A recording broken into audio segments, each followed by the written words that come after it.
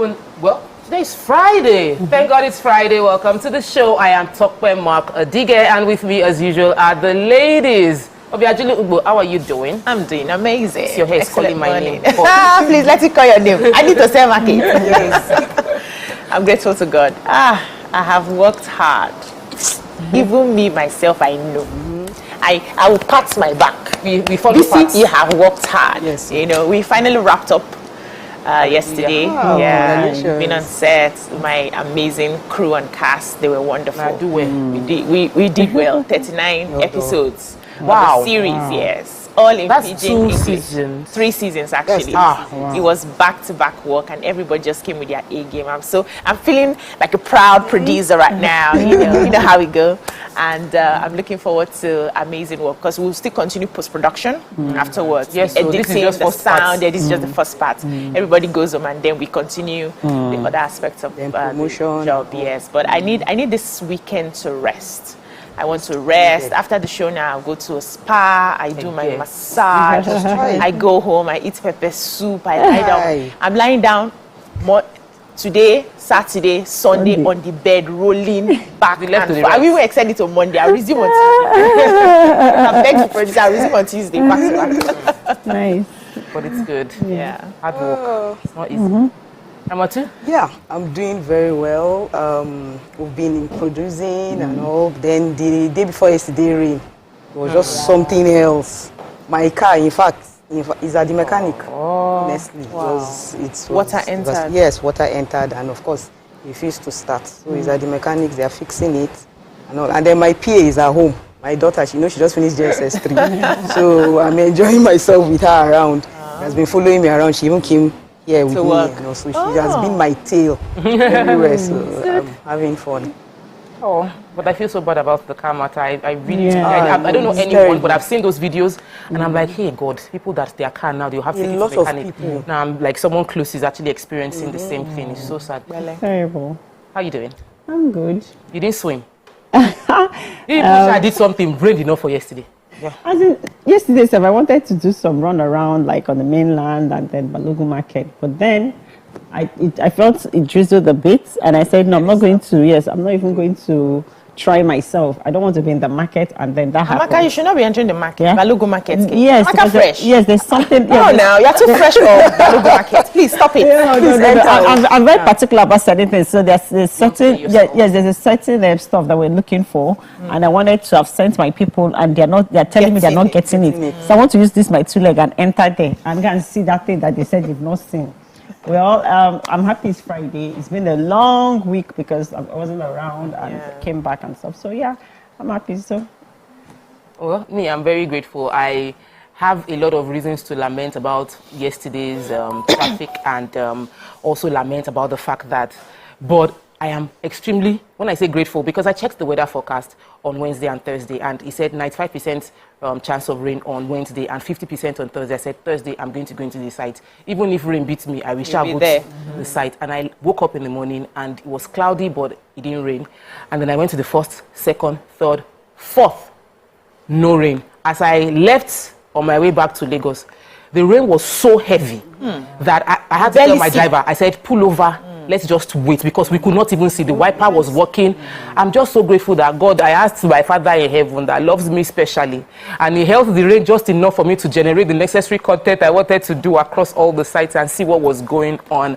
And on our way back, we experienced bad flooding on the Benin road around Shagamu. It was so bad. We went to take a bypass. It was terrible road, and I just had to just sit down and say, even though the road is bad, I'm grateful that I was able to achieve my goal, because some people were stuck in traffic. They probably couldn't achieve their goals, and through it all, let's just be grateful. You have car, the car is in water. Thank God you have car. Your house has more water. Thank God you have a house. Whichever way, let's find a way to really thank God for this Friday that we are alive. All right, we'll take a quick break. When we return, we'll go through the front pages of the paper. Stay with us. We'll be right back.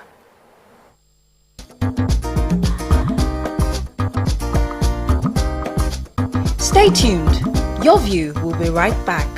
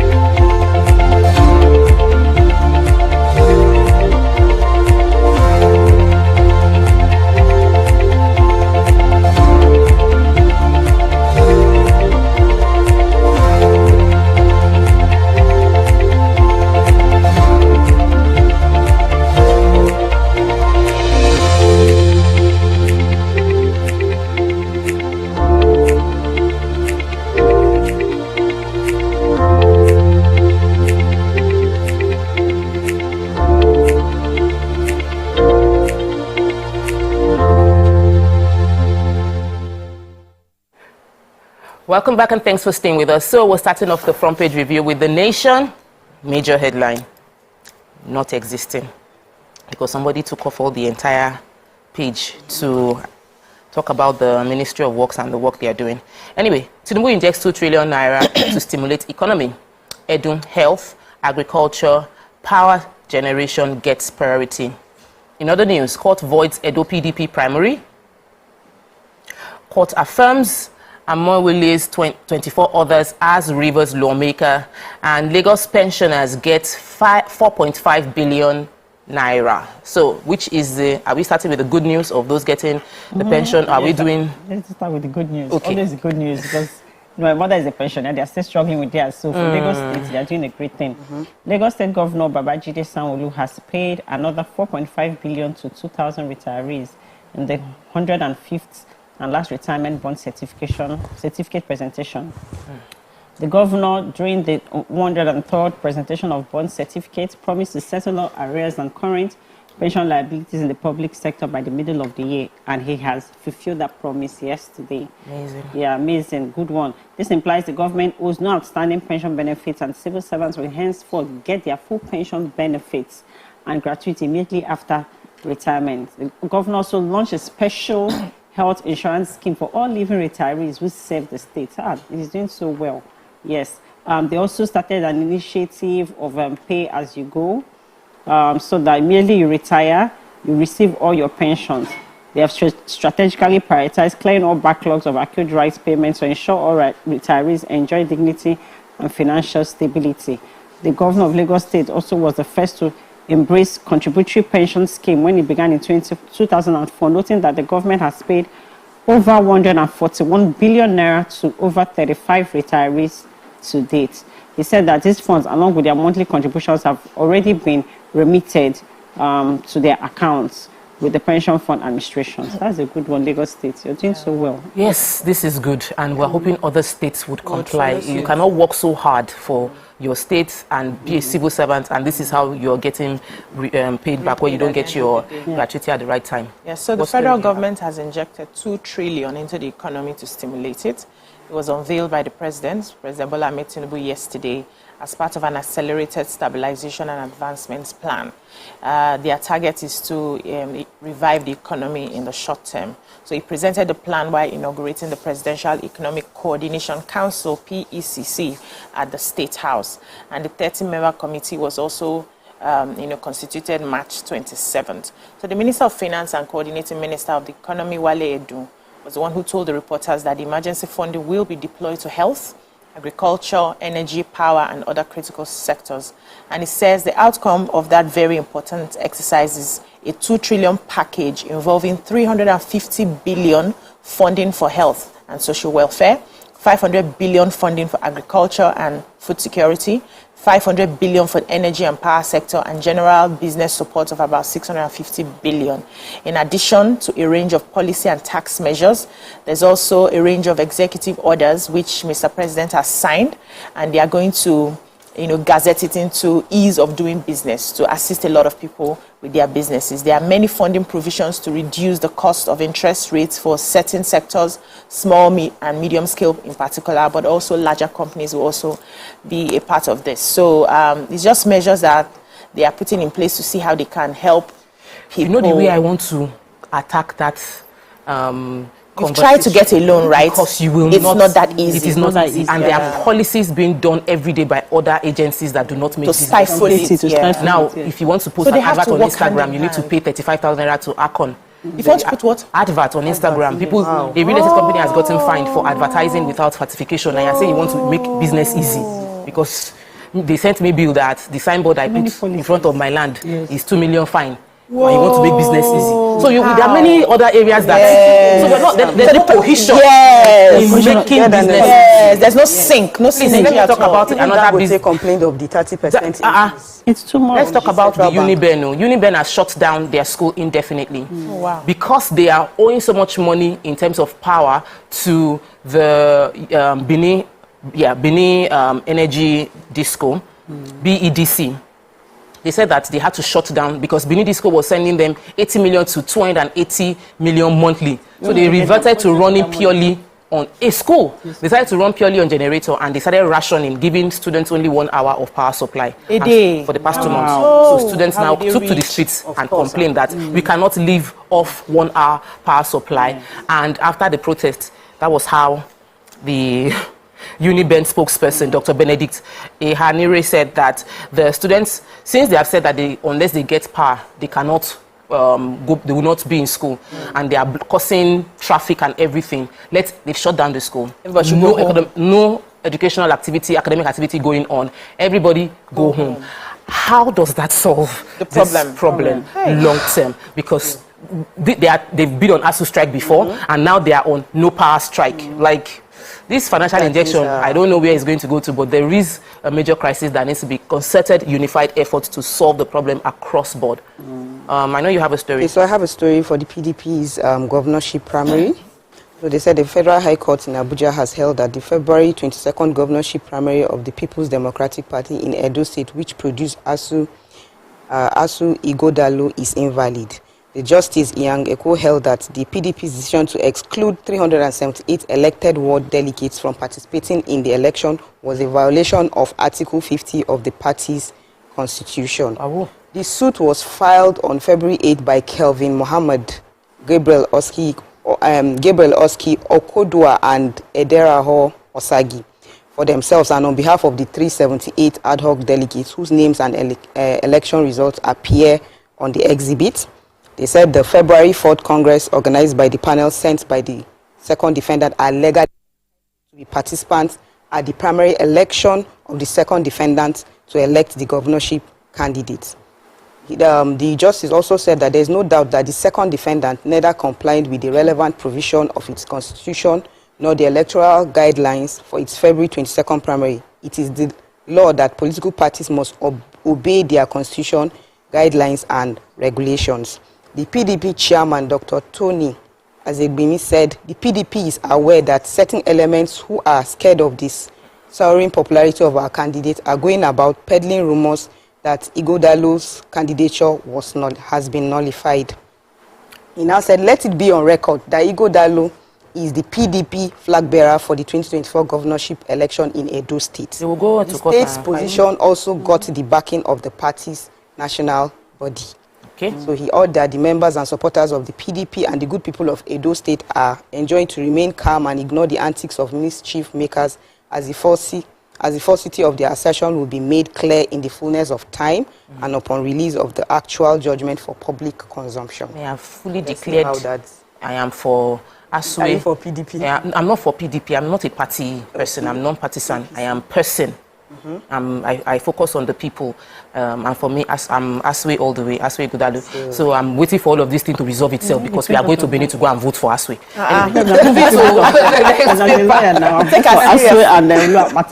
Because anyone that wins. The Punch is the next newspaper we'll be taking. We'll just read the headlines and then we'll take a break. 10 states battling flooding. 21 others at risk, federal government warns. The government fears cholera may worsen as Lagos, Abuja, others count losses. Flood kills pupil.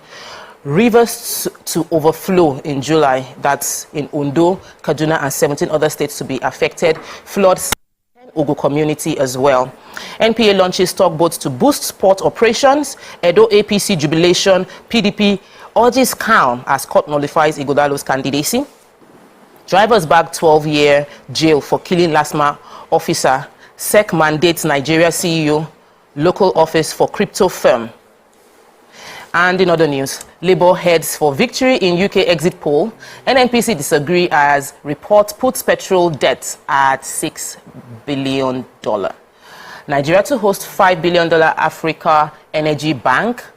And federal government's 2 trillion naira economic revival scheme inaugurates council. When we come back from the break, we will dive into the stories. Stay with us, we'll be right back. Ladies and gentlemen, make welcome pioneer Positive Force member, dancing queen of the 80s, non-conformist, Afrobeat historian in her right, and long-standing member of the multiple award-winning all-female show Your View, Omoyeni Yeni Anikulapo Kuti, aka YK Power! Ginger, Ginger. Take it. Today we'll go here. Hey, I didn't read you. Are you sure? Ha. I know. I'm not here to answer questions. I'm here to drink. We're in trouble today. Wait till your age.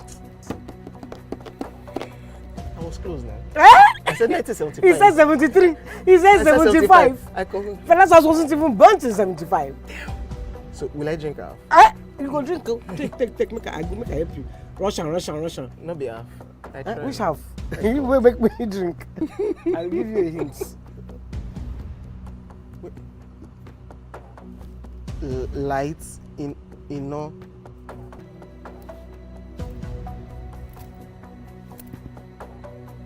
Nepa Road. Nepa Road in Abeokuta. First of all, my brain cannot memorize everything. A big black bug. A big black dog. Bug. A big black bug. Oh, sorry. A big. It don't start. Ọmọ fẹlá. Ọmọ Aníkúlá Pókùtì. Wọ́n rò pé kí ni kékeré yìí. It's by Audison. It's not by Audison.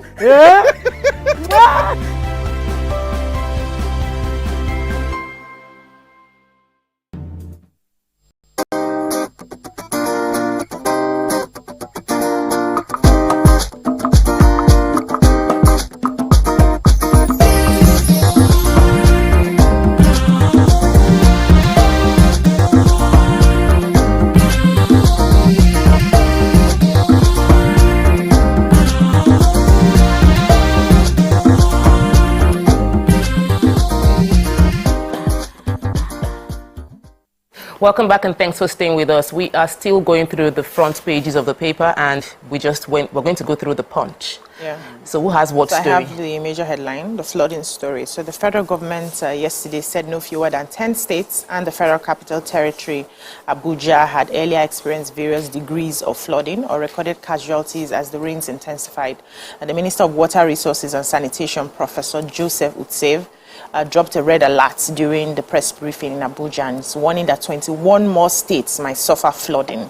He said that, against the background of what happened on Wednesday, which grounded businesses and commercial activities in Lagos and also Ogun State. He says the resulting flooding brought down a two-story building in the Mushin area of Lagos. Wow. I highlighted that yesterday, and overwhelmed residents. People weren't able to attend schools in different parts of the state.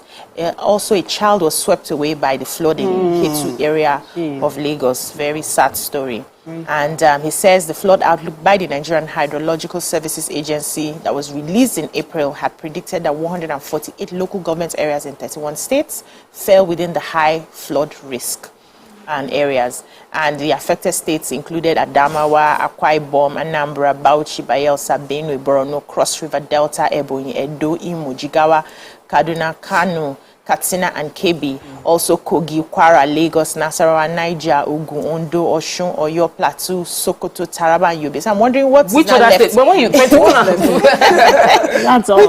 Which other one is left? Now he's warning that cholera might spread further. Yes, because of the flooding that's going on, and he's advising that people need to do what they need to do to be able to protect themselves. We talked about flooding yesterday and how we also expect the other agencies, aside from this particular one that talks about the rain, to also come out and support, so that we have seamlessness of movement on the streets. As the cars are parking, we have the last mile people towing, removing the cars, even clearing the road. Express, because the traffic on people blocked the road, because one side was blocked due to flooding. The next day, everybody just moved to the next way, and it was locked jam. But imagine if they were not last month, because this is express, it might be FRSC on that road. It would have created a bit of ease of that traffic. It wouldn't have been a complete lockdown. So I think that's very good. Nigerians should also help ourselves and have common sense. Like if one person moves, the other person can move. Our own problems. So all right. So who has the good news about Nigeria to host? I have the good news. Today I picked all the good news. Nigeria has been granted the hosting rights for the $5 billion African Energy Bank.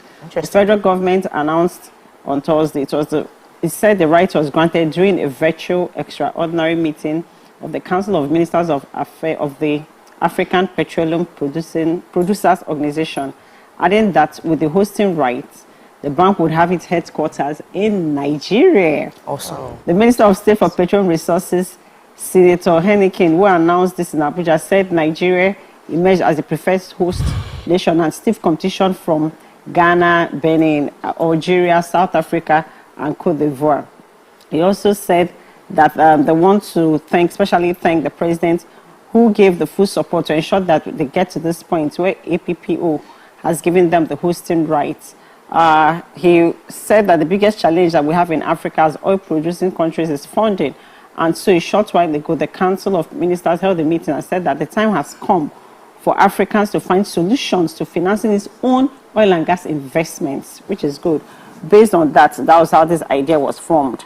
He finally ended by saying that the president who approved the $100 million investment fund for Nigeria for Class A shares in the proposed African Energy Bank, as announced by the Federal Minister of Petroleum Resources at that time, also ensured in them winning this bid was to be able to host it. And so it's going to create jobs, it's going to open up and give more fundings to, and help the local content regulation. So that's really good.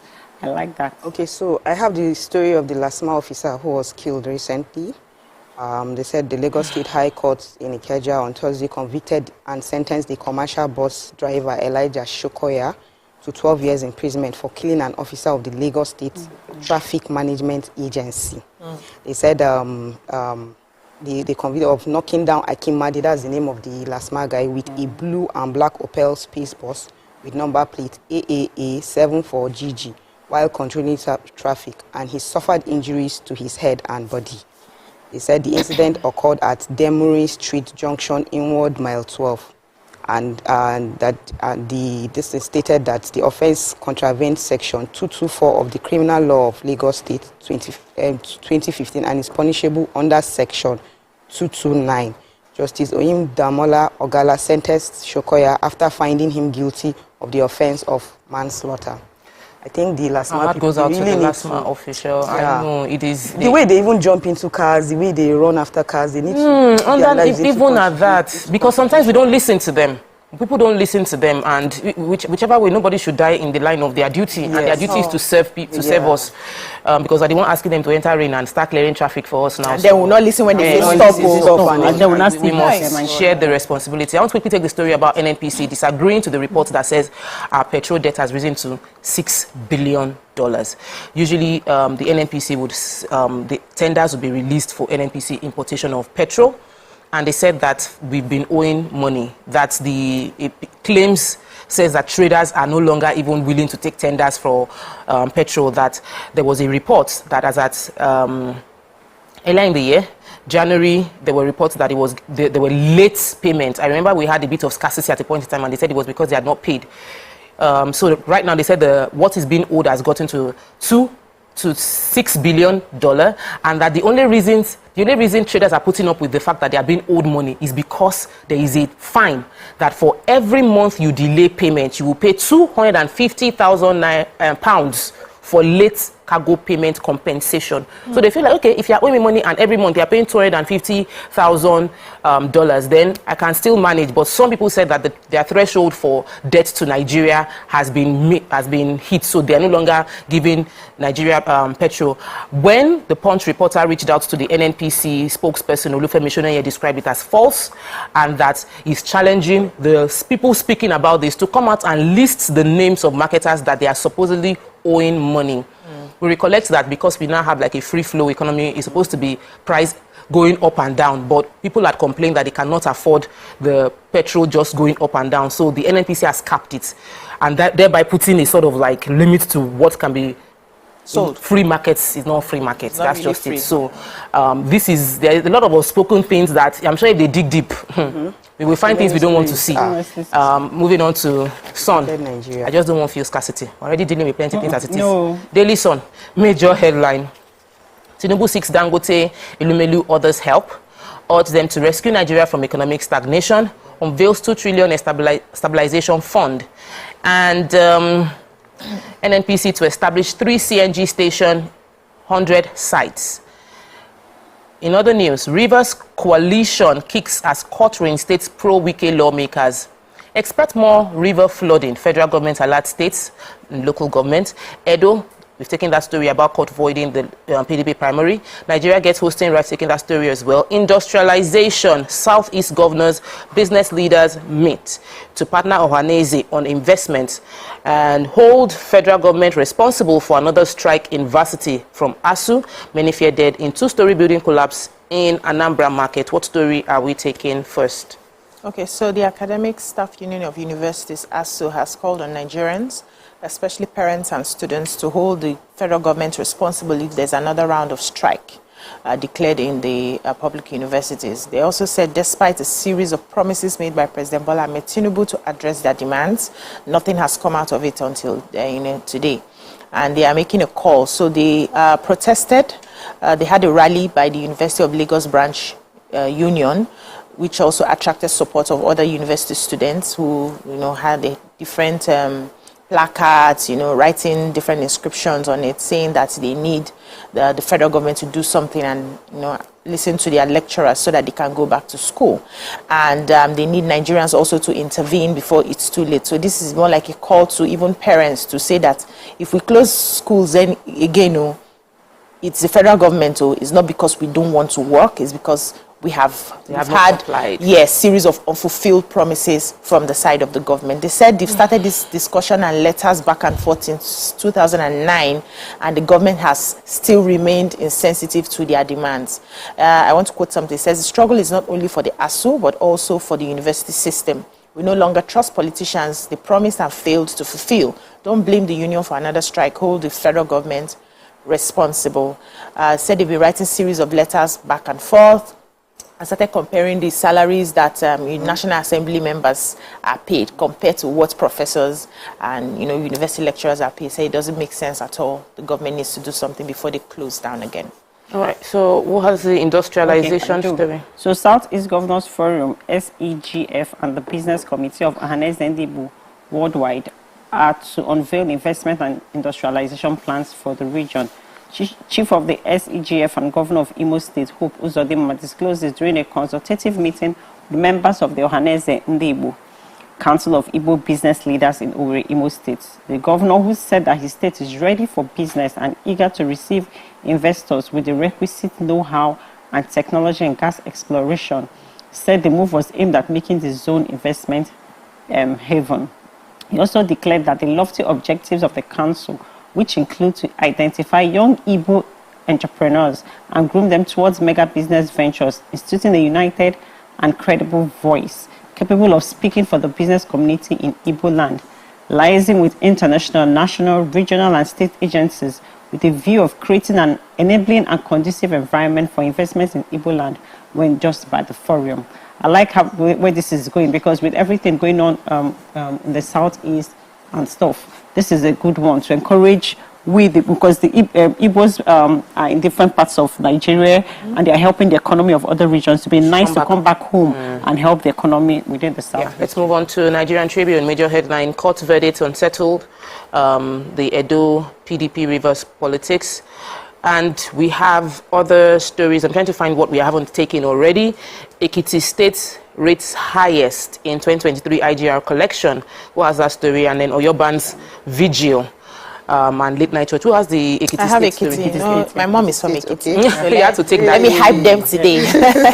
So Ekiti State has emerged top in proved internally generated revenue among the 36 states of the Federation, according to a recent report released during the week. In the report, it was circulated by the Joint Tax Board, JTB, and they had the 155th meeting at Zuma Rock Resort in Niger State. They said Ekiti ranked first in the 2023 annual growth rate ranking. The IGR increased from 17.03 billion in 2022 to 29.82 billion in 2023. That's a huge one, representing a 75% growth rate. So they said the improvement is attributed to enhanced reporting and significant growth in the IGR by the state. There's also good performance of the governor, Biodun Yebanji. They said also, I think they were able to still get a lot of taxpayers back into the net. They volunteered themselves to, pay the taxes, and that also was what moved it up. So they moved up from the 16th position to.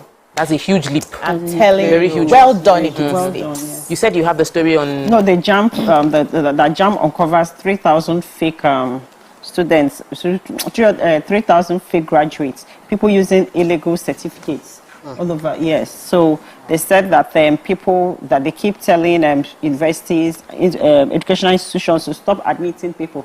That if you're not on the platform, the CAP platform. On their portal, then you do not have an admission. So we need to be wary about people we're employing. I know you took the story. Yeah. You took they said they banned video in Oyo State. Yes. That church video because of kidnapping and all of that. Please let us pray in our house. Yes. God answers prayers everywhere. With that, we've come to the end of Front Page Review. When we return, we're going to the hot topic for today. Stay with us. We'll be right back.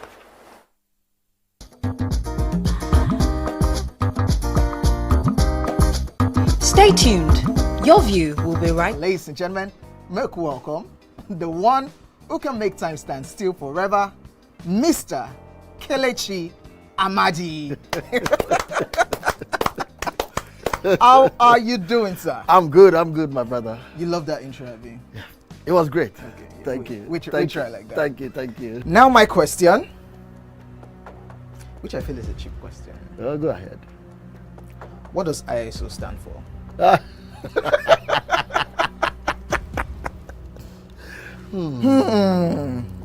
is it. I think I'll drink. No, you're joking. I'm not joking. Kelechi Amadi. No. Shay, you didn't whine me. You're whining me now. I think I'll drink. Huh? No problem. Okay. I've always known this as ISO. I never bothered to know what it means. I know what it means, but I never bothered to know what the acronym is.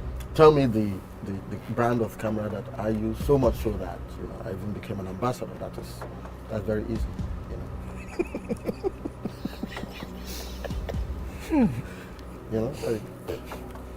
It's out there. It's supposed to be, yeah.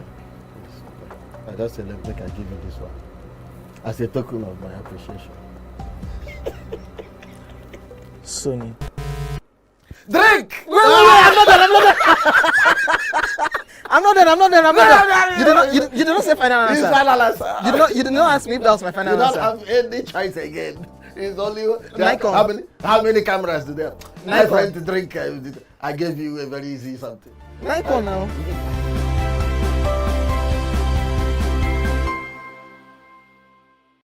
To reduce dark spots and even out your skin tone. For radiant and even toned skin. Say hello again.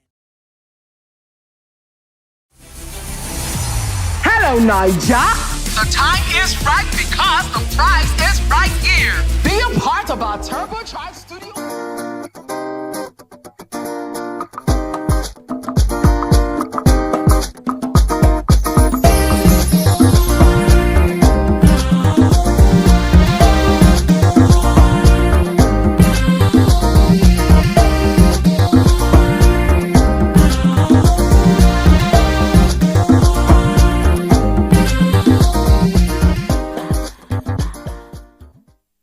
Thanks for staying with us. So a famous Nigerian actor, Ibrahim Shatta, had advised men to engage in polygamy if they want to enjoy in their old age. Several questions have arisen from this. Could this be insecurity on the part of the men, or could it be based on the trend they have seen of some men suffering in their old age? So you can join that conversation and give us your opinion by calling us on 0810-764-1679 or 090-241-63440, or you could tweet to us at TVC Connect using hashtag YourViewTVC. BC is on YouTube, so she will take your comments if you are watching on YouTube as well. Here is a major, so there are pros and cons. Immediately I saw it as a jealous person. I'm like, I don't want to share my husband even in old age. But the trend is, as people get, as people get older, women tend to go and do a lot of omugo. And the men are left alone while the women are going from one country to another country, taking care of different grandchildren as they are born. So Baba is now spending his old age alone when if he had somebody else take care of him, he wouldn't be completely alone. So what was your opinion when you first saw this? I just feel that men are beginning to realize that what they do in their youth will bite them back in old age. I do not want to believe that a man who respects his wife, who adores his wife, who loves the wife, who took care of the wife, will be afraid in old age that the wife would abandon him and then go jumping from state to state. Like I've always known that I cannot be jumping to my children's houses for Omugo. Where will I keep my husband? Who will take care of my boo? I don't get it. My mother-in-law has never slept in my house. She doesn't play with her boo. And luckily, we now had to live close to them. I think it was only once she traveled to the daughter's place in Owerri. 1 week, mommy was rushing to come back to the husband.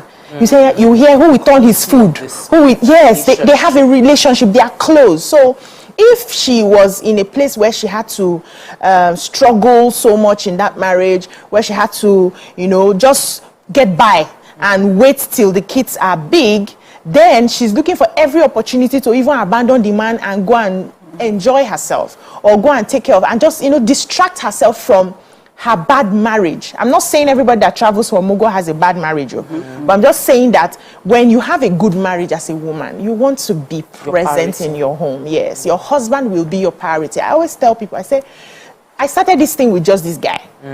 These children will go and leave me. My house is basically empty now, almost because I have 2 already in boarding and just the little one. Very soon she will join them and they will leave. We will go back to how we started. Now, I am not in a hurry to leave him and be run. Anyway, he won't even leave me. He will not even release you. He will release me. Because who will make my food? Who will serve me? Who will do this? Who will talk to me when I come back? Who will, So men need to pay attention to how they treat these women. And I've seen women who wait out the marriage, waiting on their children to grow. And once those kids are grown, you see those things you did to her, you will not collect. So now the fear is, let me have several wives so that if this one is vexing and that one is vexing, if you're a bad man, the 5 wives will still follow their children for Omugo and abandon you. So fix yourself, and I don't think you have that fear. Let's start from there first. Let me hear your opinion first. Okay, so what's the guarantee that when you marry the second wife will not also go for her own Omugo when the time comes? So how many do you want to marry? Can marry a young one. The one that will be purifying Baba's blood. You can choose to marry a young one, and that one will not have, is not doing Omugo. That one's job is to be taking care of Baba, raise Baba's leg, warm Baba's body, so that Baba will not be cold at night.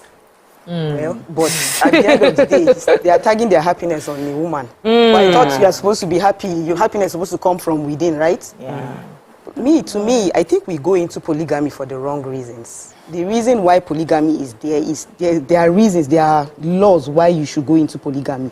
This saying that people always say that men are polygamous in nature and all of those things. This polygamous in nature, they have already made men to feel that they cannot discipline themselves.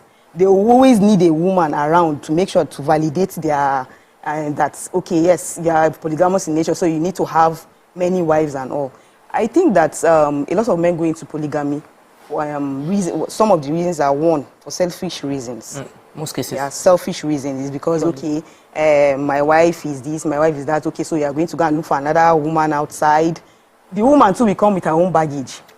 And when she comes with her own baggage, you are faced with the same, you still have the same problem. Then another reason is peer group influence. So you see, like, I've seen a lot of household men who marry more than one. If you are on a table with one that maybe just has only one wife, there's this thing they call you Mijin Hajia. This is Mijin Hajia. That means because he has only one wife, he's being controlled. Oh, wow. Because he has one wife. So if you have more than one, some household men that go into polygamy, right? It's because they want to... yes. So when when the matter can now, you, how many wives do you have? This one, you, how many wives do you have? This one will say, I have 2. The thing of pride. So yeah, and then sometimes they go into this, into this marriage because, they want to punish their first wives. Sometimes they will advise the men, they say, marry a second wife. If your wife is, they're always complaining with the wife, yes, she's misbehaving, she's not treating him well, she's not treating him nicely. They'll say, marry a second wife. By the time you marry a second wife, they will come together, they will compete, they'll be competing for and you. you'll be They'll all the attention. And yes, and you know you'll be okay and everything. So most men, there are reasons why they go into this polygamy. And at the end of the day, that happiness and that peace that they are looking for, they will not get it. They will get it later in the future. And this is what we are saying, that sometimes the wives will now decide to go. So true. Amaka, so I know Amaka will give me the legal perspective. But really, when you read this information that Ibrahim Shatta put out, an advice for men, what was the first thought that came to your mind? Okay, now humans are innately selfish. Yeah, because we keep saying, take care of the man, take care of the man. Who takes care of the woman? My parents are basically age mates. We were classmates. They met in year 1 in university in London.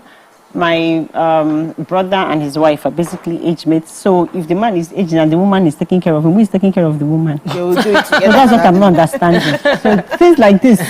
It sounds a bit strange. Things like this. These are when they say, what's your trigger? This kind of topic now my trigger. Because I don't get it. So you want to marry more than one wife for someone to take care of you. Then the woman will marry more than one husband. So that there'll be someone that can take care of her. In old age, everybody is going to age. This is her body that carried how many children for you. It will age. She needs care too. So, like what BC said, the most important thing here is building a relationship with your partner. What are you scared of? If you're a good person, I keep saying one thing on this show when we talk about relationships, marriages, and couples.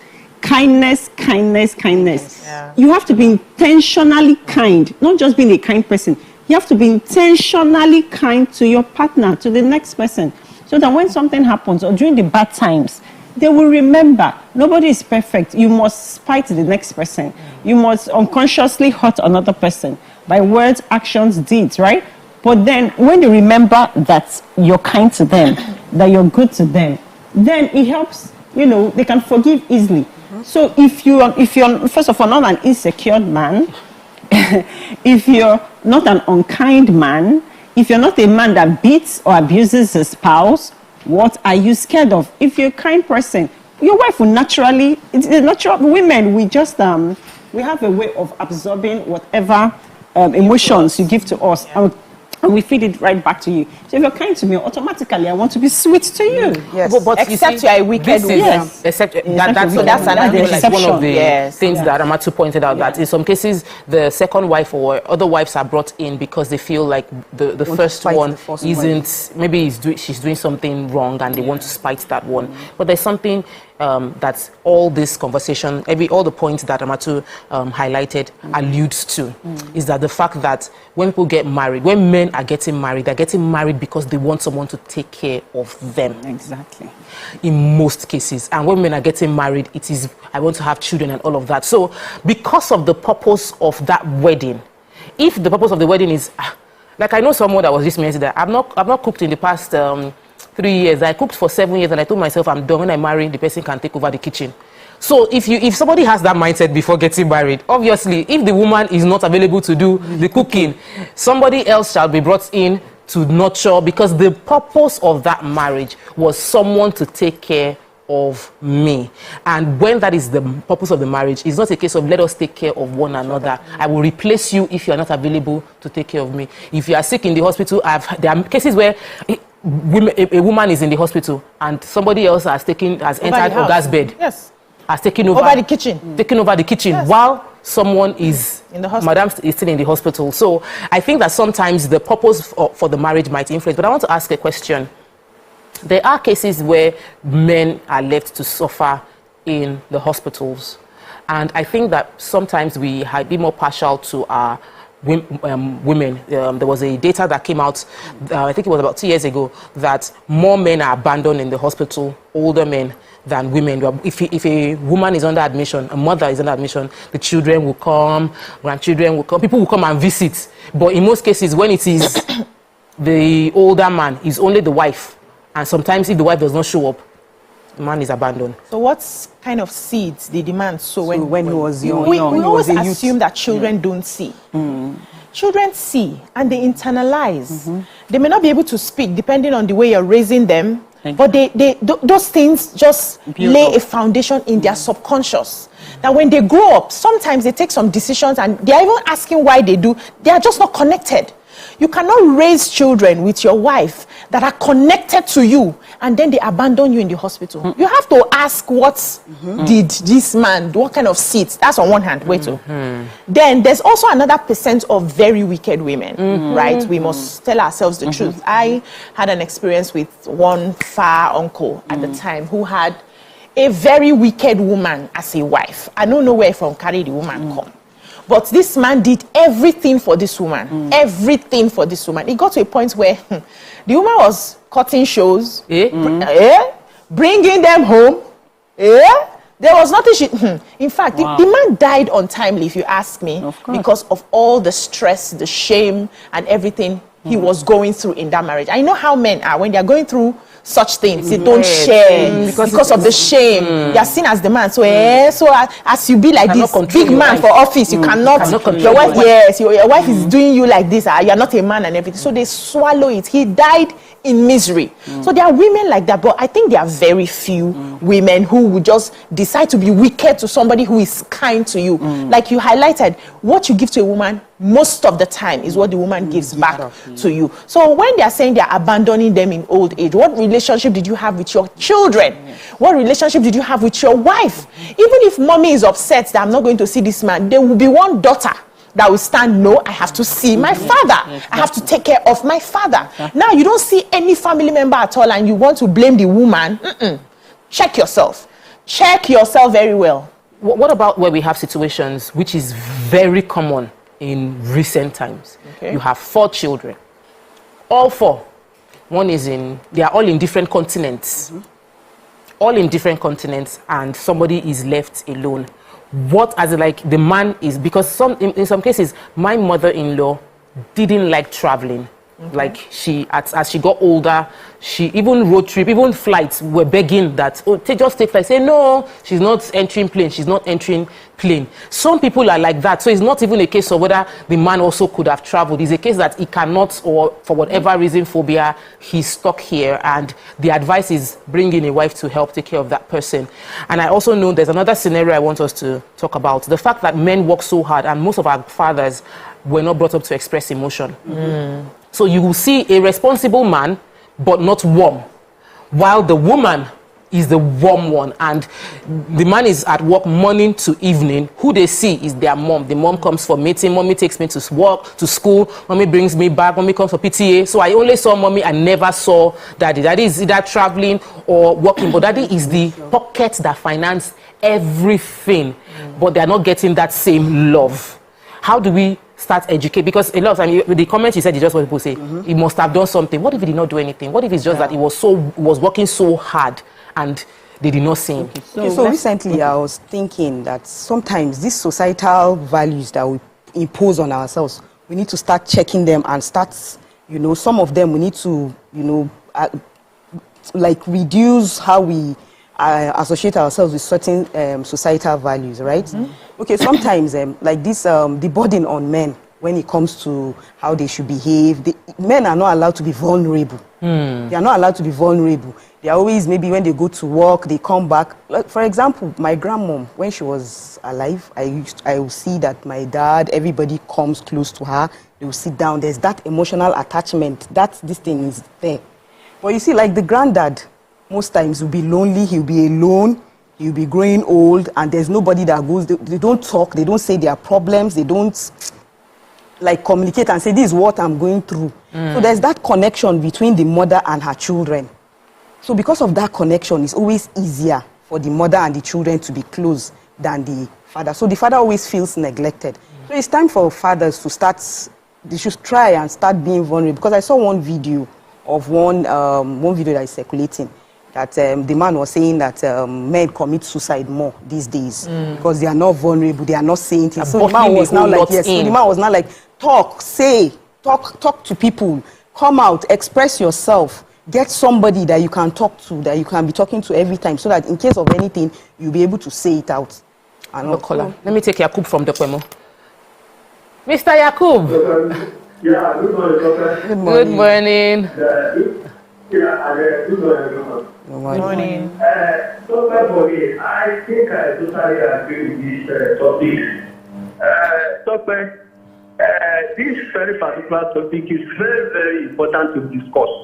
And then if there is a resources, if man has resources, I think that is the best thing that ever, the best decision that the person has ever taken in his life. If he has the resources, not only in money, the person must have ability to control. He must have ability to adapt within both 2 or 3 or 4 wives. I have a reason saying this. It is true.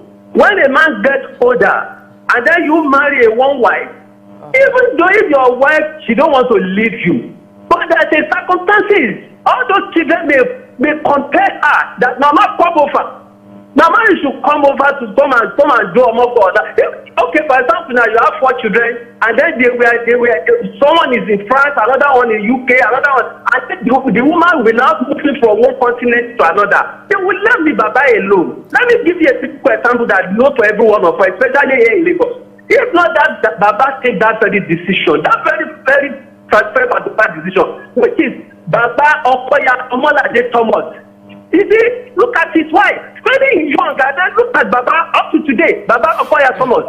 Because if Baba is going to party, you will see very young, this very particular young lady carry Baba's agbada, and also Baba is looking good. So, for me, I totally agree with this topic, and if I have the resources, it's a way to go. Apart from Islamic aspect of life, it's because Islam allowed that.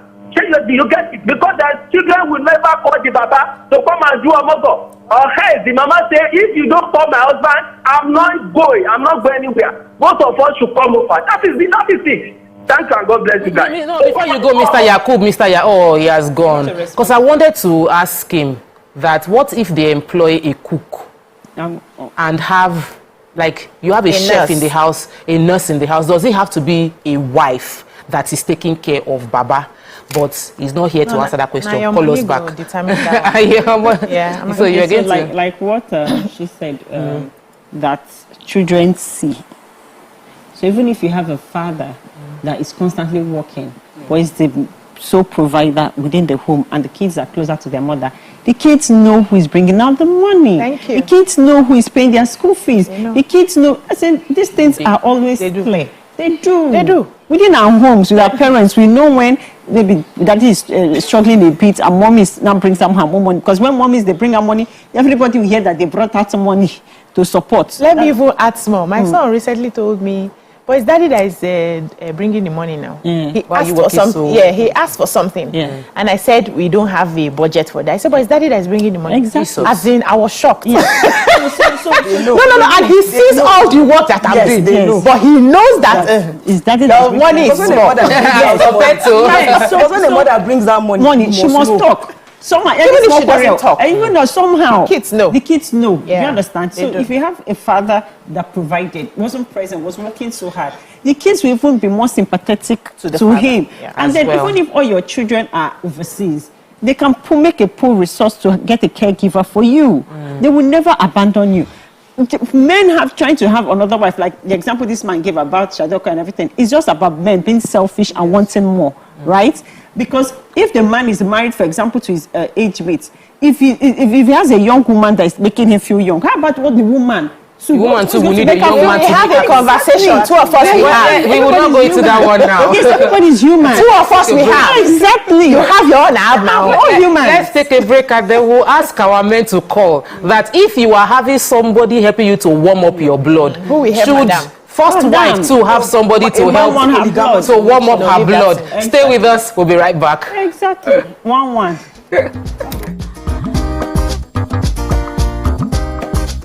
Stay tuned. Your View will be right back.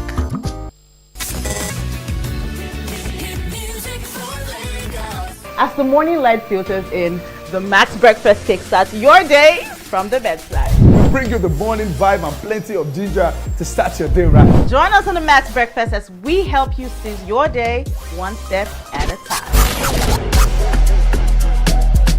On Max Hits, we've got the ultimate playlist for you. We give you back-to-back and all the biggest news from the world of entertainment only a Max. Area, waiting the happen, waiting the shop. You need to award-winning waiting the 102.3 Max FM. Lagos, Nigeria, you're welcome to the Max Drivers. Whether you're there for inside motor, you're there for inside traffic, we're there for you with a Max Highway. You know what it is. It's the Max House Party. King Dion, DJ Charlie Shee. Let's go! 102.3 Max FM. Hit music for Lagos.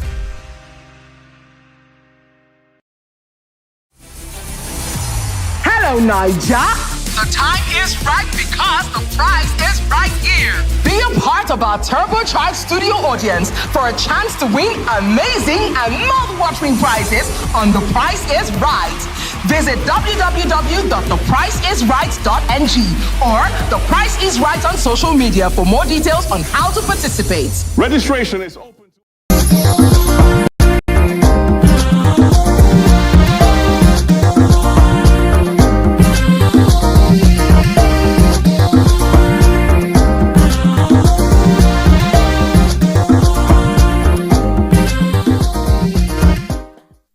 Thanks for staying with us. So we've been discussing a topic that we've discussed a few times before, but Ibrahim Shatta brought it back again, which is that for men to get comfortable with having another wife, he's advising men, marry another wife so that as you are getting old, someone is available young to take care of you. And we've had a controversial caller, a regular caller actually, it's not a controversial caller, just that they called a call today, and what he said, it did not suit our body. Yakubu was of the opinion that it makes them live longer when they have a younger person, giving the example of the Okoyas, and it's also accepted within their religion. So she asked something, if the two of you are around the same age and you marry each other. Like me now. Mm-hmm. We're around the same age. Yes. We're age grade. Some even age mates. Yeah. And then as Oga is getting old, Oga is saying he needs help in the other room, but Madam is tired. Should there be a case of Amaka treating, and you know Amaka, she likes all those kind of things, that let's also have, what about the selfishness of the fact that you're not thinking somebody needs to help her out as well? That's your wife. And I asked men to please call us in and comment to let us know what you think. BC was going to attack that. So it's different for everybody, right? There are women who their libidos are not so high. So they can get by with once in a month, even while they were young. Once a month, once 2 months, and they're fine. As they get older, they may not even have a need for it. Their mind is not focused on that, in that direction, and that's okay. And so sometimes some men now assume because they are women like this, every woman should be like that. Not every woman is like that. There are women whose libidos are very, very high. Yes. So if you happen to marry one of them and then you get to a certain age where you need somebody to refresh your blood, what about her? That's where you talked about the selfishness. Yeah. And I'm happy that we're in a generation where we can speak up. It's something I will sit you down and say, brother, myself, I need though. Are we working out an arrangement to help ourselves? Because as you are going this way now, you're not going to leave me at home. I'm waiting for you. Because by the time you go and come back, you're tired. You're not able to attend to me anymore. And then I'll now be carrying face up and down. Either I fix myself in church where I'm doing all the church activities, just to, I'm not going to do that. We're going to have a conversation, right? So people are now beginning to say, let's talk about this. Let's put the cards on the table. Talking about polygamy as well, I personally believe that polygamy was an African thing, like this part of Africa. There are other African countries that do, is it polyandry now, where the woman marries? But in this part of our own Africa, it's yes. And it worked for our forefathers and our fathers, right? Now, it's okay if you want to get into polygamy, but from the beginning, have that conversation with your first wife. Yes. That as I'm marrying you, I would like to have other wives later in the future. So that if she buys, some women don't mind. Some women, I've heard stories though, they will say, please, some women bring their friends to help their husband because they cannot deal. Every time, once I'm passing, they're touching me. They touch me left, they touch me right. Me, I don't have power. They will just bring somebody to help you. So women are like that. So know who you are marrying. Have that conversation from the beginning. If she wants to buy into it, that's fantastic. The pain is where you think we are going to be together forever, and then somebody is now coming later. You are changing the game on me when we have started. That's where the pain is. Let me take this call from Moritala. Muritala has called from Ikoro. Oh, I'm so sorry. I actually kept him. I was enjoying your gist. I did not cut you. And then it's so fun that people should realize that heavenly race is personal. Don't feel that when we are old, let's say we're together, and then you're going to get the small wife that is, or the small person on the side that is helping you. Then I'll be in church praying for your redemption, and it will not work. No. You know what happens there? Let me tell you what a lot of some men, what they do is this. During their youthful time and their age, they are outside. They are busy. They will neglect their wife. They are all outside, you know, having fun, enjoying themselves. The woman will be in the house. You know, she will try to, she want to take care of the child and everything, take care of the husband. But he's outside. He's enjoying himself. The woman will now condition herself. You understand? She will have gone through emotional torture. She will have gone through a whole lot and everything. She will now condition herself and be able to cope with the fact that he's not there. Yeah. Then after he must have finished philandering everywhere, and carry the baggage. He will now come at 60.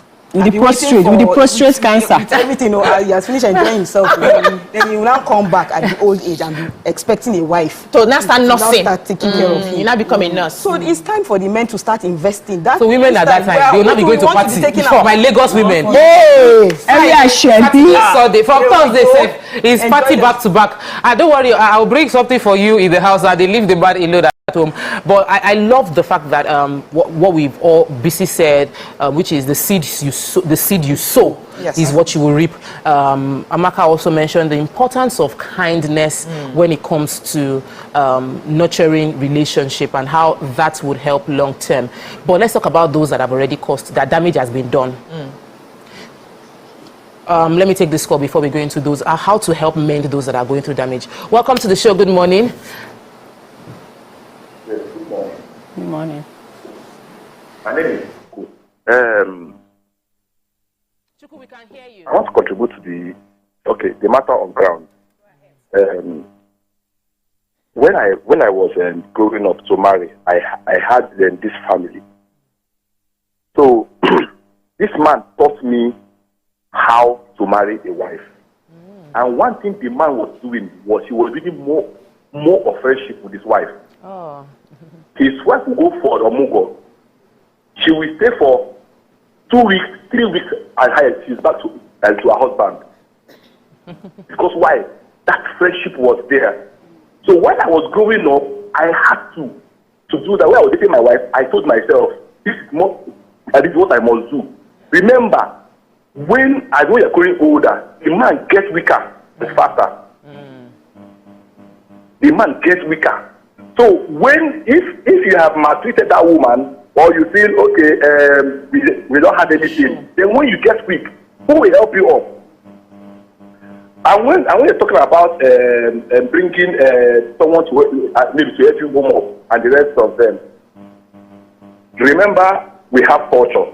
The man will bring out his culture, that we have culture of this and that and this and the consequences. So me, I feel for you to enjoy yourself as a married man, first of all, build friendship with your wife. Whether she have 200 children, she must remember you at least every 2 hours. I have somebody in the village. I have somebody to go and meet. Yes, thank you. Thank you. Many people have said, we BC gave example. There's even on our comments, there are several examples of this checking in. My mom, when I use my mom is my strong support system. She's a major pillar of support because I'm always everywhere. So having her around, and my poor parents are still very active.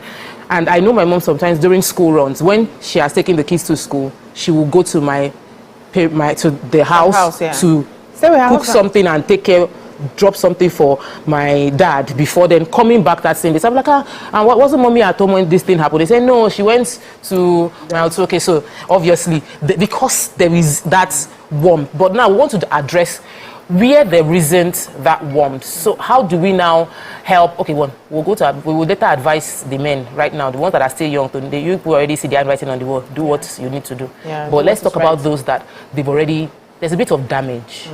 Maybe they're not even retired yet, but they know that there is damage in this relationship. How would we approach? I know this is the relationship person, so I'm looking at you that you should help us walk through a way of renewing the vows and refreshing that relationship that has been damaged one way or the other. Okay, before I jump into that one, for the young people, they need to learn from their father's mistakes, right? There's nothing like I'm the man. Let me just interrupt you so I don't miss Festus' call. Festus, welcome to the show. Good morning. Good morning, everybody. Good morning. I know from the way you have been talking, you are all ladies here, and you will take time with yourself. It's normal. Go to the Bible. When Sarah died, Abraham took another woman. When David was old, his counselors, they decided to look for a younger lady. And all those women that he married, they were not of the same age. So, you know, they do it for security of old age. That is what it is. So you may not like it because you don't want another person to play with you. But the reality on ground is that your own mindset is not another person's mindset. Some women are very wicked, you know, as wives. They will train their children to love them, not to love the man. You know, it's a very bad something when your child has done something wrong. You say, I will report you to your father. Instead of you to take care of that child, you say, I will report you to your father. Then the father will, the children will now begin to hate the father. So by the time they now grow up, they will not see you that you are disciplined and you are disciplined. They see you as a wicked person and they will now love the woman. The woman will come home as an innocent somebody using you. And then the father will come and be bullying them, trying to correct them. They will hate you. When old days comes, they will shift to their parents or to their mom. It's a sign of wickedness in the home. Thank you, Mr. Festus. Thank you so much. I feel like I should tear into what Mr. Festus just said, but go ahead, because it's when it's easy to see the speck in someone's eye and not see the log in our eye. Exactly. It's easy to speak about selfishness when the very thing you are saying is selfish. Yeah.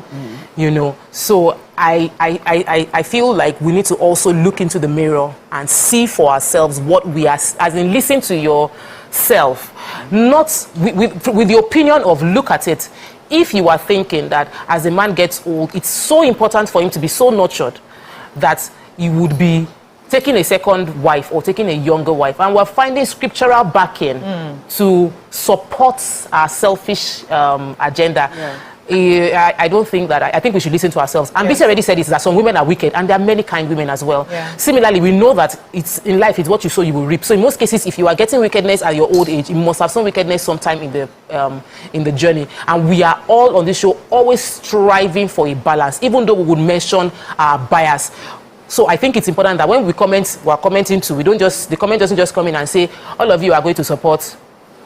We always try to balance, even as much as we're women. And I want to you know, speak on what he said.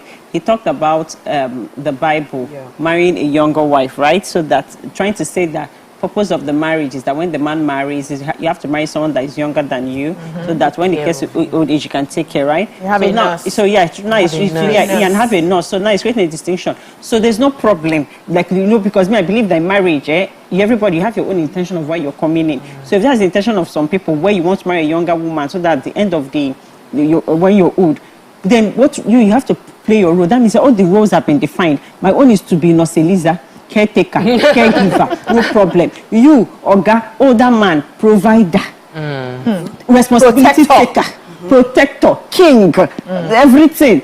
Everybody play your role. If you play your role well, when it comes to that part, the woman will play her role. Simple. So if that's people's understanding of your own relationship, then that's fine. But when you don't play your role as protector, provider, and you expect Nurse Eliza to give care, it will not work. Yeah. So, Bisi, I interrupted you to take that call. Yes. So, I wanted to touch on young men who, and I know that a lot of them are waking up into not societal definition of what their role should be as men, but also understanding the dynamics of raising children. So you see a lot of fathers in schools for Father's Day. For their children's portfolio presentation, assembly presentation, daddies are getting involved. So no matter how much money you are making, you must find time to get involved in the lives of your children. We have a lot of daddies who change diaper, who back babies, who feed babies right now. It wasn't like that back in the day. Things are changing. So there is no child that will see daddy nurturing as well as mommy and then now feel I'll have to love mommy more than I love daddy. Of course, children are naturally, tilted towards the person who nursed them, but then you will see that the love has a balance. And as they grow, they begin to understand some of these things. So don't just sit down, I'm a man. My own is just I cannot wash plates, I cannot sweep, I cannot do anything. I just bring money, I go to work. I'm the only one that works. I'm the only one that flies around. I don't have time for my children. And then when the children come close to you, you can't even play with them. The role of a father is also to be a friend to the children. Your role is to carry them outside, play tire, play with your children. There's something that comes from a father playing with the children, that oxytocin. Children get it when they play with their fathers. They get the oxytocin when they bond with their mother. Not play with their mother, bond with their mother, but the father play. And you don't play. Anytime they hear your voice in the house, it shouts. Squeezing face. It's squeezing face. Let me take Dayo from Abuja. Good morning, welcome to the show, Dayo. Good morning. Ayo. Good morning. Ayo, sorry. Ayo, something. Good morning. Good morning. Welcome to what a fantastic topic you have today. So, my contribution is this. From what I've read in the Bible, majority of you are Christians, and you always say, go back to the Bible. In the beginning, you created them one man, one wife. Your Bible also tells me, does nature itself not teach you? Are you hearing me? When he created lion, he created one lion, one lioness. One dog, one bitch. One cock, one hen. There was nowhere he created 2 females and 1 male, or 3 male and 1 female. No, it's 1, 1, 1, 1. But because of the selfishness of you ladies. My chest. Yeah. So just hear me out, please. Hear me out. You cannot eat your cake and have it. Okay. Every time, like I think it was Ancestors who said, you set the men up. Your child will misbehave. Instead of you to punish the child, correct the child, you say, I'll report it to your dad. They begin to see the father somehow. Okay, now, you also mentioned that at old age, can't they just get a cook, a nanny, or something? Did the man get married to a nanny or a cook? You will tell me you are going for Omugo. You go for Omugo 6 months. Before you finish the 6 months, another one has given back. You are moving from one place to the other. The man is alone in the house, wasting away. Let me tell you, from the very first day I married my wife, we have always had house help. Are you getting it? My first daughter is back from Canada now. Are you getting it? So see my daughter have no problem. Nay, fine, myself and the mother were having issues. Yes. So those are the issues. But thank you so much, Mr. Ayo. We have realized a lot of comments on YouTube are talking about how when women come for Mugo now, mothers come with the fathers. That's how it should be. The two of them are fresh. Mr. Ayo, next time you are going, your wife is going to Canada. Follow her. Follow her. Two of you carry your box and go and enjoy. Except she's running away from you. She needs fresh air. Being a wicked man from beginning, she needs fresh air just to raise her children. And two of you, when you go to your in-laws' house, you start quarreling and fighting. She will run away from you. I want to get Ramatu. Because the two callers have mentioned it now, like it seems like mothers are twisting children against the father. I don't understand. How can they twist somebody against another person if the man is also present? Do you understand? If the man is present, they can't twist. It's not possible. It's not, I can't twist. So in most cases, if we say the mothers are twisting the children, it's because, okay, you're not there. And then you're not doing what you're supposed to do. So they can manipulate your absence can be manipulated to mean anything. So we need to have more present, which is what BC was saying, that fathers are now stepping in more. Right now, even me, I'm jealous of my husband because my children, once they, it's serious. As in, it's like even me. If I say I'm not taking you to school, they'll be like, oh yeah, they prefer daddy because daddy is very generous. Me, I'm doing budgets for everything. Once he picks them up, they go and buy snacks straight. Me, I'm driving past the place. So there is an obvious, at least financially, they know that it's daddy that would be dolling out. I can't do shakara for my kids. They'll say, Dad, don't worry, mommy, don't worry. Daddy has got it. They're so close. So, Robert, so what I'm just trying to say is this: the men need to come out and start getting involved in activities of the kids. It's not like the way when they were brought up, or the way the society has made it look. Now, some fathers, some fathers, as soon as they give birth to their children, they also take part in, like you said, changing diapers, bathing their kids, taking their kids to school before going to work. Communicating with homework once in a while, help with homework. You need to be part of that. That connection, so that in the future, later, there's a way that we will treat a woman that even when she goes for umugo for 3 weeks, she will feel like leaving. She'll start telling, like me, if my mom comes to stay with me, by 2 weeks, she'll start telling me she needs to go back. She needs to go back to her husband. No matter the kind of begging, if you like beg with all your life, she's going back, and she will go back and go and meet my dad. So there's a way that you treat a woman, whether you like it or not. Once it's time, she will. You are covered. She will go. And you know, these men, they're always bringing out scriptures. They'll say, my dear, Mr. Solomon, Solomon had how many wives? 300 concubines. Solomon,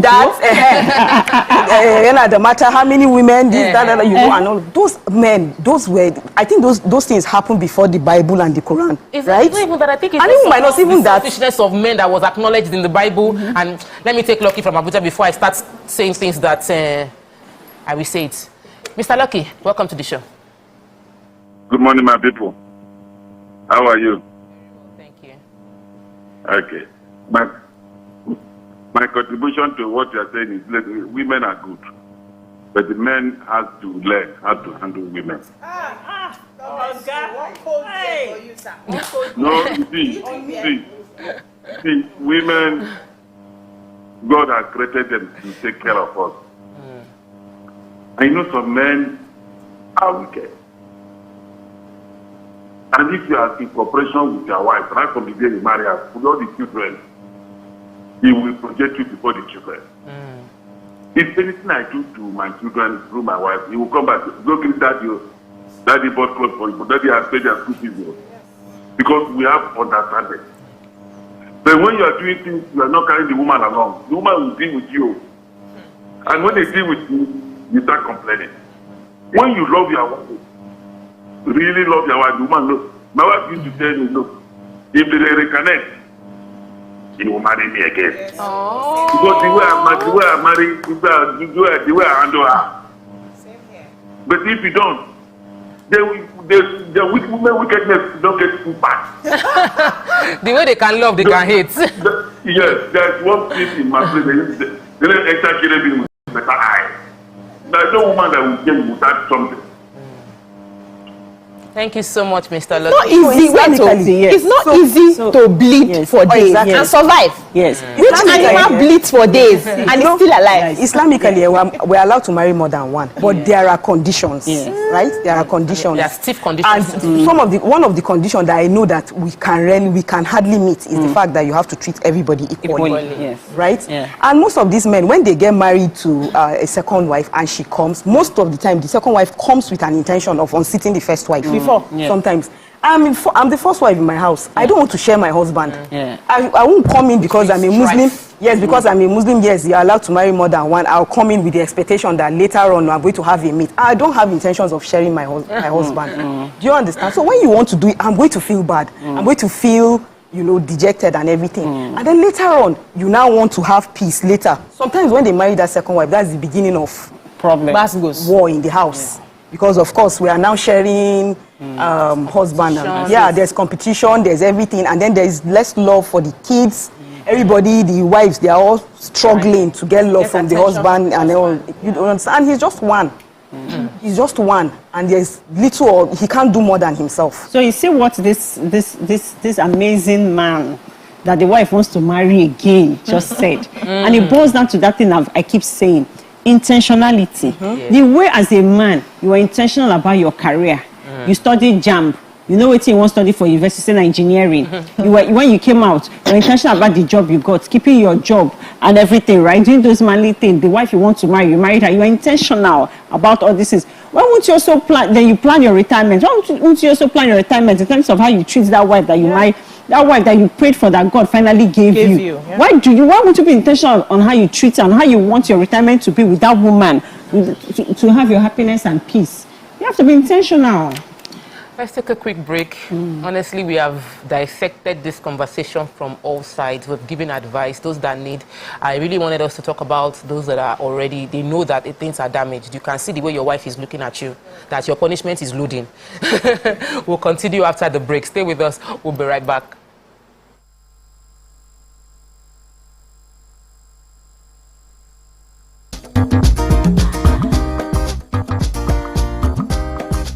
Stay tuned. Your View will be right back.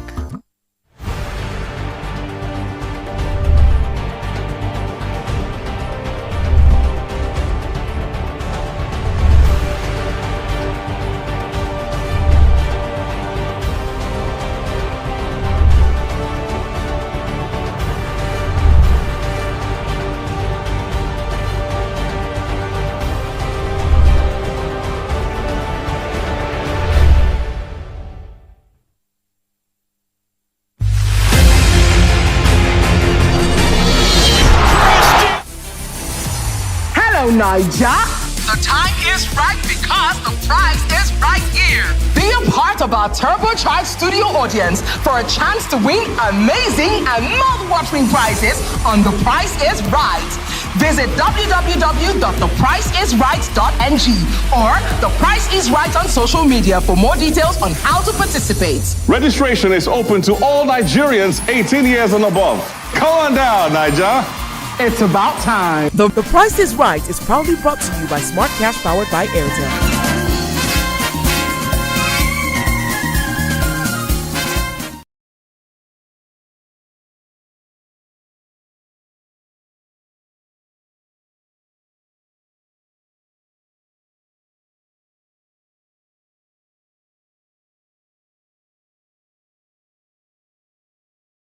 A century of a century. Speaking, advocating, protesting as the arts are meant to be.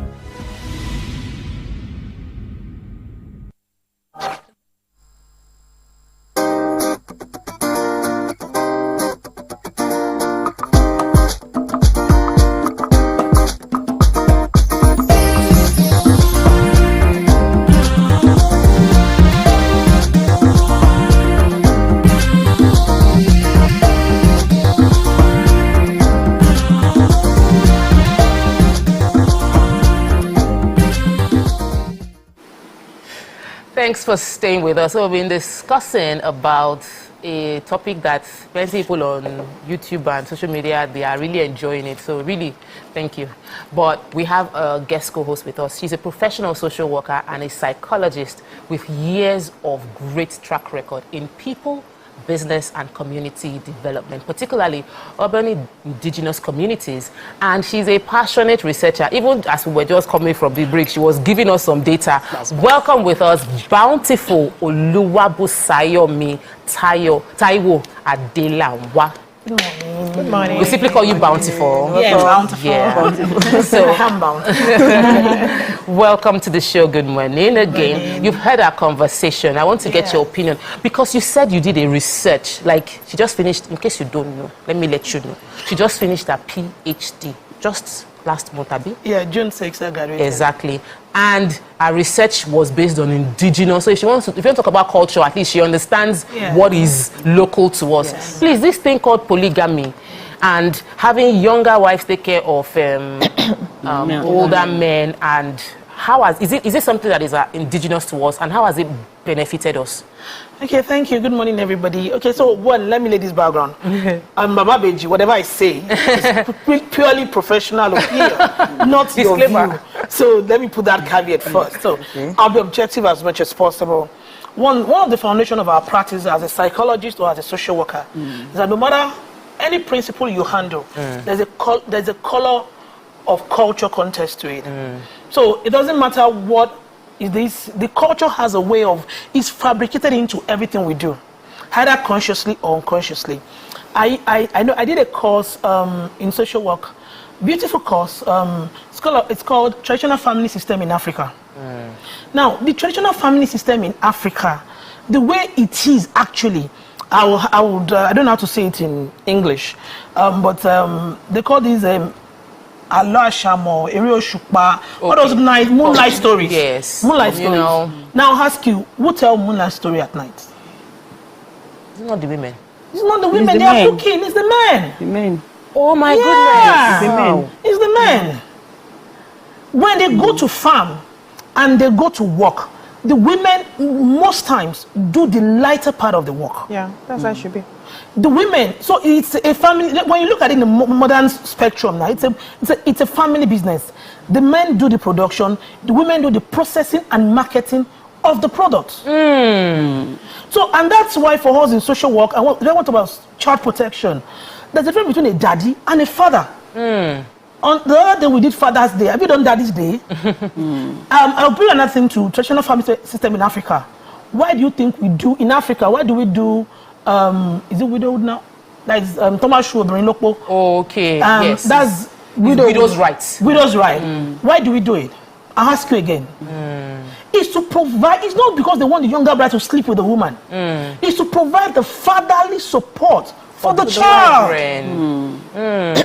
It's so that when you go as a woman, no matter how fantastic, see, we don't like to condemn single parenthood, but I'll tell you, research has proven that any of the significant other that is present in that relationship has a stronger bond with the child, meaning that a child in single parenthood may experience more love than a child in co-parenting.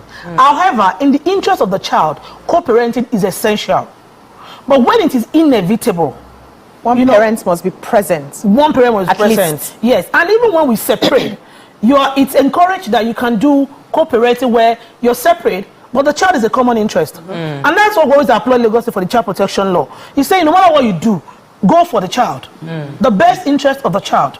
Now, if I don't want to come into that topic from child parenting, but let's look at it from culture. That a man marries another woman, you see, we should be honest with ourselves. Research has proven that the older we grow, the lower our libido comes. But also research has proven that, for majority, our low is relative. You know, psychologically we move on a spectrum. So we move, I might be here, and you might be 10, 5. But the higher we go, the older the age, the lower the libido. Now I ask you, research has also proven that it is going lower in women faster than men most times. Yes. However, so that is what we call now. That's what we talk about, the dynamic nature of culture. Now the trend is changing. It's changing though. So our mommies now, we tell them, I'm doing like kind of advocacy on her and saying, mommy, please provide for daddy in the other room now that daddy is active. Because the women of nowadays now, I joke about with my aunties in 50s that rascality starts at 50. Then full-fledged rascality is at 60. It's cooking from 40. It's actually cooking from 40. I'm telling you, you see that does Gatsby. We know that does steam party. I went to one on, I think 2 weeks ago, and then it was an all-white party. I just look at the woman.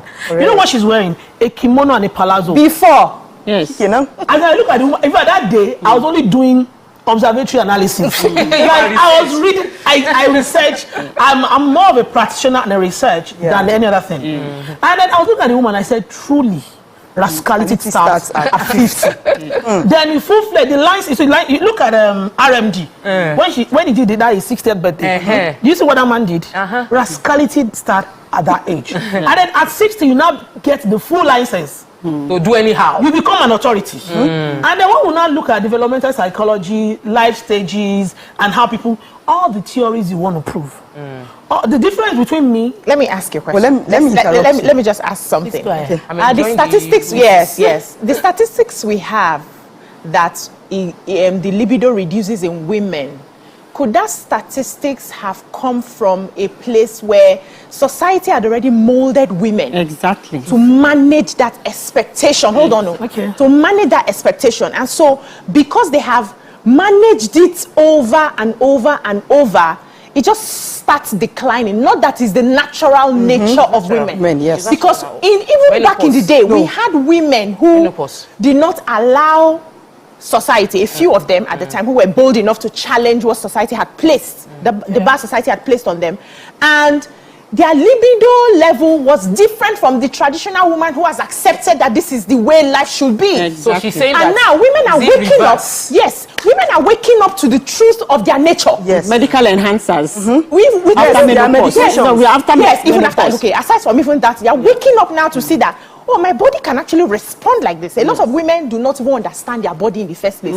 Some are understanding their body now. I can still feel this way. Yeah. And could that be could that be the reason it's now looking like there's a change in the statistics that we have always known? Okay, thank you. Let me applaud you. So just face the camera and tell my professor in Unilag that I just finished my new assignment. Are you serious? So my new research now is looking at the sociocultural dynamics.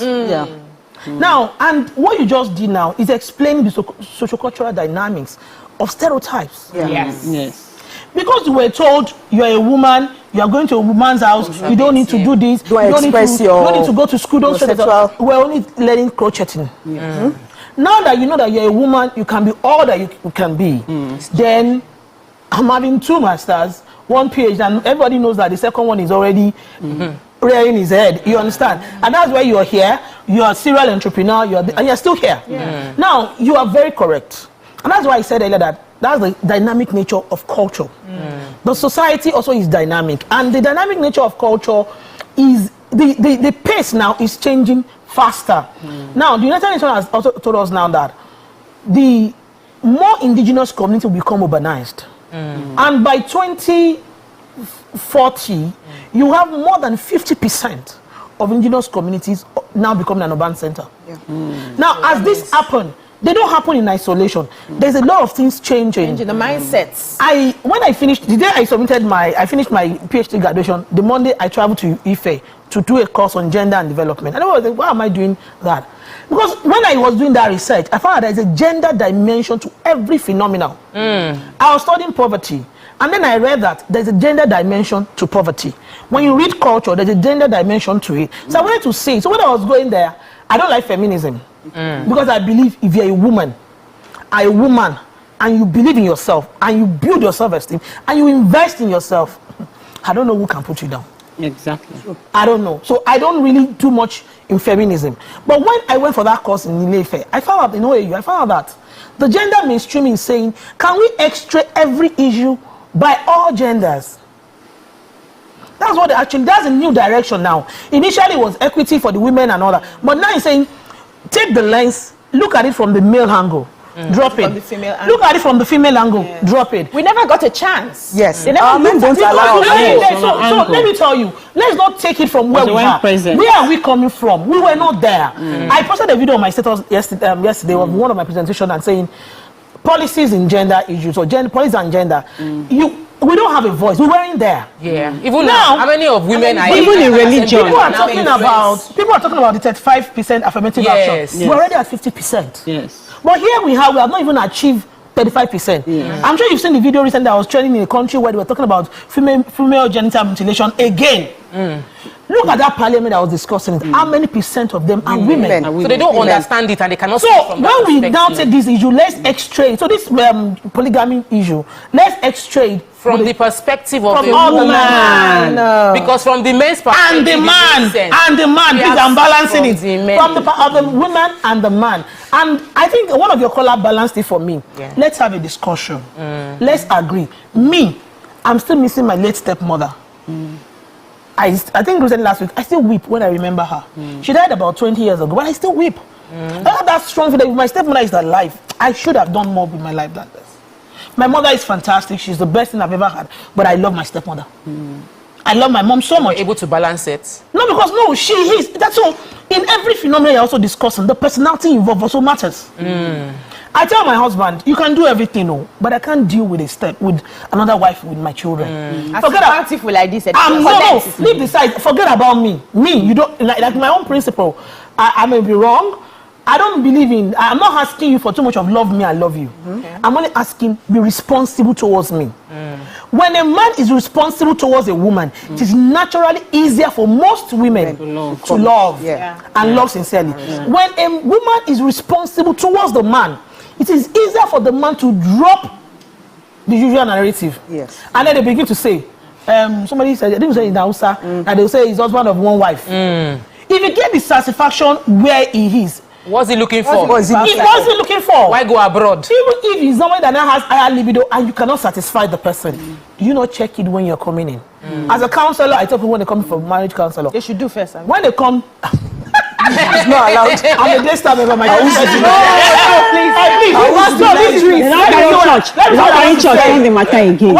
I want to say, let me do what I want to say is this. When we want to get married, one of my core principle, our own standard of procedure in counseling in my own organization is look at him very well, look at her very well.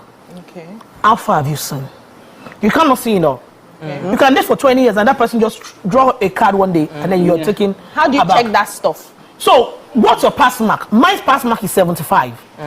Does it mean 75? The other things that are not so, it might meet 100 and the 0.1 that is missing is the most important thing to me. Your deal breaker. So do you get your deal breaker? Remove it. Then other things can you trade off? Then we are good to go. So in everything there are trade-offs. So if it's not only you can trade off, then but how do we check? How do we check that thing? Doctor, Jester, doctor, pastor. How do we check? How do we check that thing that is working? Before you see because I'm the unmarried one. One of the things where that cause lack of congruence is one, know yourself. Okay. The Quran says, know me before you serve me. Okay. If you know me, if you don't know me, how do you serve me? That's what the Quran says. And the Bible also says, find the truth and hold that which is. So my own is, what are your scorecards? Who are you? My own first problem now is my freedom. Okay. I can't be contained. Naturally, I don't know why, but I understand that I can't be contained. And the older I go, the more I see that I can't be contained. Now, can you deal with a successful woman? If you cannot deal with a successful woman, you may not be able to deal with me. I know these things are talking about. That was about the libido one. So the libido one. She's just going like this. I said it from the beginning. I said the narrative is changing. Now, for you, you're busy. My sister, but you've given your. Let me help you with this libido matter. I don't understand. They're just going like this. You want to confuse me with a single one? No. Don't confuse me. It's important to know that everything can be treated. Libido can be dealt with if you have a willing partner. If it's not a problem, why do you want to deal with it? If it's not a problem, you can deal with it. Like if you have there are cases where you have married someone that it seems like you are unequal in terms of libido. Yes. So how do you raise the person's communication has been done. There are medications. There are Yes, there are medications. Style to be raised. No, because everybody likes it. No, BC, let me land. Because we're helping people that are at home now and feel like we are unequally yoked. So I need to help myself outside. And many of them are using that as an excuse to cheat and philander. I believe that if the willing partner, in most cases, where the problem happens is that one person wants to do, second person say, I can't be bothered. If somebody wants to do and you are not in the mood, you need to be willing to do the work to get in that mood. You need to be willing to do the work, which means I'm studying my lifestyle, I'm studying my eating pattern, I'm studying what I need to do because I want to commit to helping my husband, or the husband is saying I want to commit to help my wife. But if you are not willing to do the work, it cannot be work done. Let me say this. You see, on the libido matters, I will not encourage you to do before marriage. Okay. But if you feel comfortable to do, I am not a pastor. Because you are I'm going there. If you feel uncomfortable, if you feel comfortable not to do, don't. Okay. But if you feel you want to do. I am not a pastor here. Now, on the libido matter, even if we don't do before marriage, can we discuss it? Okay. We should always discuss it. I remember I had a suitor then before and then the person was talking, excuse me, the person was talking, and the way he was talking, like, this market can't work. Oh. You know, the way he was priming himself and saying, and I looked at it and said, this is not what I'm looking for. I may not be, in fact, I say it openly, I may not be that sexual person. Maybe because of my energy is going into so many things. But I bring up my game to meet up with my partner because I feel comfortable with it. But don't forget that sex starts from the brain for a woman. So if my brain is not there, no matter how you say eat right, eat this, if I don't feel like it, I don't feel like, and that's what we're advocating. Our law here has not even put place for spousal rape. That my husband, I woke up and my husband opened, and then I found out that he dealt with me and I didn't give consent. I can't still go to court and report and get justice from sleep. Look, you meet me at bus stop. You cannot catch train in Nagege when it's moving now. You're already there. I'm sleeping. Then you just come and then come on top. And what about my own journey to get you? You have to take me to the bus stop and then we travel together. Can I interject? Okay, can I interject? That's not therapy. It's pure understanding. No, but can I interject? First of all, I don't know anybody, any man that's going to buy a car without testing that car or without yes, let me land now. It's my own turn to talk. I went to buy the car. Men that love cars without doing research on that car, they'll tell you the engine, the speed, the kiniko. Without test driving. Without test driving it and buying. So me, I don't believe in buying a car that or that I do not test. One. Two, when it comes to libido, yes, I'm very emphatic. Look at me, I will test it and know what I'm getting into, but I don't want to cheat. Then two, then two, is that kindness. I come back to that thing I keep saying. Kindness and intentionality. Gifts open up a way and doors for a man. If your wife's libido is low, it is so easy to raise. So women, we like gifts, we like happiness, we like sweet, small things. Soft life. Soft life. When you're coming back, now, if I like a mango now, you buy mango if you sit. Now, by the time I lick my mango, I now say, baby, come here. I will come. No, you don't need to say baby. You don't even need to say baby. I'll be so excited. If it's chewing gum that I like, or more, buy chewing gum. You don't have to get, it mustn't be the expensive things, but be intentional about that door that you want to knock on. Please. Rub, massage it, oily, so that will say if you want to step on a cold ground, you pour water in advance. But I'm still a proponent of therapy, sex therapists help. They help because they raise their awareness. Some women have trauma which has led to their low libido. And in some cases, some men have medical condition which has led to their own low libido. So if the men are able to deal with the medical condition, women are dealing with their trauma, or even men dealing with their trauma. Some men have their first exposure is with a maid or in funny, kinky way. Even rape. In rape. Funny. So it has distorted how they want to do things that they feel they cannot do in their matrimonial bed. And so it disturbs the flow of what they want to do. It is extremely important for both parties to have a conversation around how we are going to resolve this issue, because we are together forever. That's for those ones that are married, right? For the ones married. I am of the opinion that we do not sample, that when we have entered. Of course. You don't have the my own culture to say this. Excuse me. I'm arranging my thoughts. Let me because you can enter finish and in the beginning everything is 100. Yes. And then you get pregnant and life changes for you. Yeah. So you will always still have to deal with imbalance in that space. So what you have to prepare yourself to manage the reality of what happened. Yes. One of my friends is dealing with premenopause. So all of us now, we are studying premenopause. We went to watch Ketensha's video. Oh, what are the hormone replacement therapy that you can use, exercising, all of those things, because at that point in time, your body is changing. When you are pregnant, body change. Breastfeeding, body change. Yeah. So that constant change means that you can't fight the change. Hormones will go up and down. When a guy is going through stress at work, he is not interested. Yes. So you must find a way in some cases. And sometimes it is in that time that he is very interested as a way to compensate for the challenges he's facing. So it means that at that point in time, there will be difference. Yes. So each party must be willing to work and manage those differences. Yes. Our topic has nothing to do with Ozarum, but this my wonderful ladies. Can I add a balance? Can I add a balance? You see, before we get to therapy, I think education is important. Yeah. This is an issue that we don't discuss. Mommies don't sit their children down to tell them. Daddies don't. You see, well, sometimes I was doing a peer review, not peer, because they hold that colleague, and we're doing a study review yesterday, and I said, when a man markets himself, and okay, let me give the analogy I gave. I said, you're my professor, and I know your style when it comes to exam. This professor only wants to see that you get the crux of the knowledge. He doesn't care when you can explain or you cannot explain. So he give you case study, and then if you know the word he's talking, you get it. Now, I've seen other professors who want you to show that you have read encyclopedia, you have finished the whole of all the theology, everything that is available on APA and all that. And I know some people who says that, I have a lecturer who says, read extensively and exhaustively.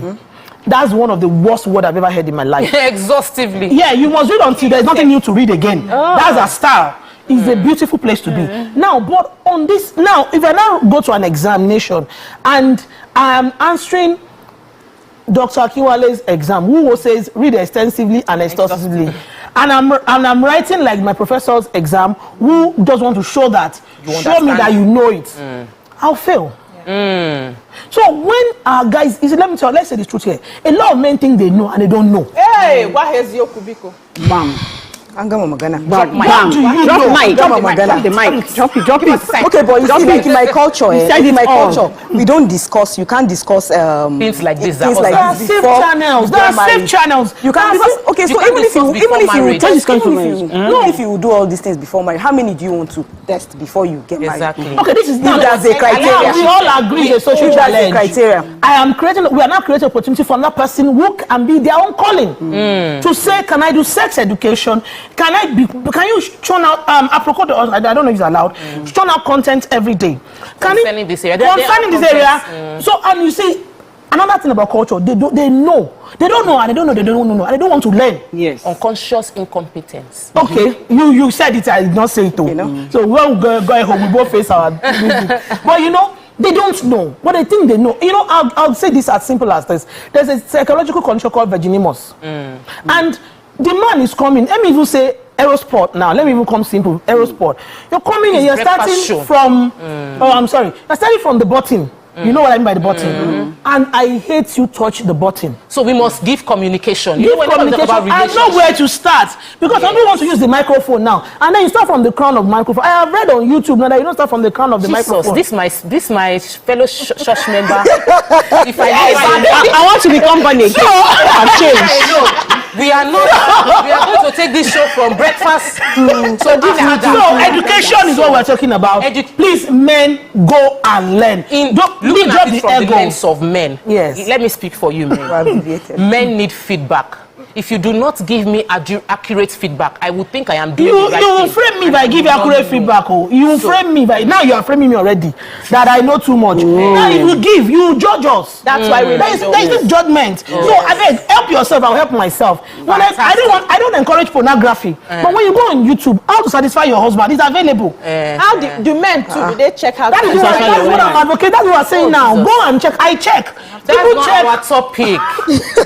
So can I just bring you ask me the question? No. I want to go to her. I want to, because I feel like I need to bring you back to discuss Women We Love Wednesday, because I'd like to understand how you have 2 masters, and you said Beji, which means you have 3 boys. You have 3 boys. Wow. You're really bountiful. I have twins and Ido. That's good. Exactly the way I have 2 boys and Ido. So, and then you are doing 2 masters, and then you've done PhD, and then you want to still do another one. And I would like, because some women are looking at it that when you have children, they feel it has shut down, or not that they feel, they are overwhelmed. Literally overwhelmed by the mothering stage of their life. So I really wanted to talk to you more about it. Are there a few things that you will help equip us with? I think to help us handle? The first and foremost is find yourself. Who are you? What's your purpose? What drives you? I just finished my PhD, Doctor of Social Work, and the feeling is leaving me with. I get overwhelmed when I talk about it. I wasn't looking, I was looking for research. I was looking for my findings. I was looking for evidence-based solution to the socioeconomic stability of indigenous communities. I wasn't looking for the title. I got what I want, and I got the title. Now, when it comes to us as women, we all have, I tell people, everybody has their own problem. Type and time may differ, but we all have what we're going through. I didn't have it smooth in motherhood. My first child, you know, we lost her about 2 years. I waited again, 5 miscarriages in a row, and then, you know, I have to be on hormone, I have to be on Dufastone. I had a 40 kg with the twins. I've been obese all my life, but I had a 40 kg on the twins. I'm battling with that. Then I just shed weight. We're doing dieting to conceive. There's a womb lining and cholesterol, and then I shed 22 kg. Then pregnancy came and said, it's precious, so you have to be on the bed. And I carried the pregnancy for 8.5 months. I lived in the hospital for 5.5 months. Whoa. Wow. And whenever I had the twins, I had postpartum depression. My mother doesn't know what it's called. People around me don't know what it's called. And about the time we were going for, I think I just called my best friend. I said, babe, we've been out of university for about 4 or 5 years. What are we doing? Let's do our masters. Oh, let's do. So we went to Unilag. I said, I've always wanted to do. So I know what I wanted to do. I wanted to do counseling. But my parents said, you are brilliant, go and do medicine. And then they wasted all the years. But I appreciate them. The experience also counts now. So when I'm doing my psychotherapy or I'm doing chemical studies, I understand what I'm talking about. So I went all the way. And then just being who I am, because I know myself. I was an intern at the hospital. I'm St. Nicholas then. And then they run an open system. So I just go to the MD's office and say, sir, please, I want to see you. And I observe the environment, and these are my findings. Research. And then I go there. And I was even so young. I don't even know what it's called. I was just in my 20s, early 20s. And I'll go again and they said, sir, I did now I know what it's called. It's called haphazard interview. I asked questions from my HOD and everybody, and this is what I found out. And I go in to tell the man, and the man just opened the door, and the man would tell me, when they said, who are you? And I said, I'm the little girl in the lab. What are you doing here? Because what you are telling us for free, we are paying our consultant and we're not getting it. Wow. And then he referred me to say a career consultant. I'm just a pure agege girl. I don't know who a career consultant is. So, but then because I know what I was looking for, I was born and brought up in a particular church, and I know this church will not take me to where I'm going. I left my church with the man I most likely will come back. But then this was where they were doing training. You know, so that's why the way the people, and then all my friends in the developmental space, human capacity training, they will tell you they went to do DLA, they went to Daystar. So please show me where is Daystar. I wanted to go there and then learn. So and one day I said go to Daystar. I heard that word and I went there. And when we go today, so I read one book from Oyakilome. Oyakilome said, it's paining me now that we're discussing, see what we should be having discussing. We are almost out of time. We have to round up in like 2 minutes. Okay, so by the time Oyakilome read, in one of his books I read, he said, 10 students can read one book. But what everybody is reading is different. Same book, but different. So when I go to church and they are doing sermon, born against my want to read sermon. For me, every sermon in this style is a training model. And I was jotting my model. I just come and put it on my PowerPoint and I'm good to go. And I just do more research. So I know what I wanted. My core is people, community, and business development. You cannot develop people without talking about their economic capacity. So true. And I don't want to start development from here. I know you need it too. But there are people who need this opportunity and they can't get it. From that moment, that man told me to do my analysis and found out, okay, what I want to do was to help. So I began to find where can I help. Then I found out, all I know there was MTN Foundation. And I went and I said, we're only granting office, we don't do projects. Oh yeah, who do you grant to that does? Okay, they mentioned Jan and Faith Foundation. I know myself. You went there. I don't like to deal with children. I didn't go to Jan. I went to Faith. And that was the best thing that happened to my life. I met female bosses who fan the flame and the hunger, and they are still nurturing it. And so when I feel confused in my life, whether I want to meet my mentor, my ET then at Faith, I said, ma, we're going to bring you, honestly, we're going to bring you so that you come and to talk. Bring you back. And we're bringing you back to talk because you have touched on, we've discussed a whole lot today. And I want to appreciate all our audience, our viewers that have been commenting on YouTube, Facebook, even calling. Amazing. Bountiful, you are coming back. And that's to talk about self-discovery, exploring, personal mastery, you know, personal mastery. And I kept hearing that you kept using your gifts, and that was how you now got to the point that somebody could advise you to do career and all of that. So we would definitely want to dig more. There are many women watching that would love to know how you got over postpartum depression and how you're dealing with weight and all of those things. There's a whole lot to uncover, and yet still find personal fulfillment. Wow. What a way to end this Friday. But don't forget, we still have a full show on your View Pigeon tomorrow.